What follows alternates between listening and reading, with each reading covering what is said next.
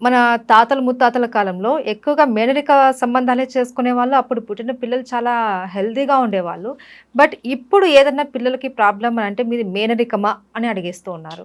నిజంగా మేనరికంలో పెళ్ళిళ్ళు అన్నవి అంత హెల్తీ కాదంటారా పుట్టే బేబీస్‌కి? కానీ కాదు. కాదు. కానీ కాదు. అసలు మేనరికంలో పెళ్ళిళ్ళు ఎందుకు చేసుకునేవాళ్ళు? హ్మ్. నాకు తెలిసి నేను అడిగేదాన్ని. హ్మ్. నేను ఇప్పుడు మా మదర్‌ని గాని, మా అమ్మమ్మ వాళ్ళని ఎందుకు ఇట్లా ఫ్యామిలీస్‌లో చేసుకుంటున్నారంటే దీంట్లో 2 విషయాలు. హ్మ్. ఒకటి తెలిసిన వాళ్ళు. హ్మ్. అంటే మన పిల్ల మన దగ్గరే మన ఉంటుంది. దగ్గరే మన కళ్ళ ఉంటుంది. ముందు ఉంటుంది. అతను తెలిసినతనే హ్మ్. ఎలా అంటే వాళ్ళ బుద్ధులు అవన్నీ తెలుసు. హ్మ్. ఇంకోటి మన ఆస్తులన్నీ మన దగ్గరే ఉంటాయి. హ్మ్. బయటోళ్ళకి పోవు. హ్మ్. మనకే ఉంటాయి అనేది విన్నా. అవును. కానీ మేనరికంలో ఇప్పుడు కాదు.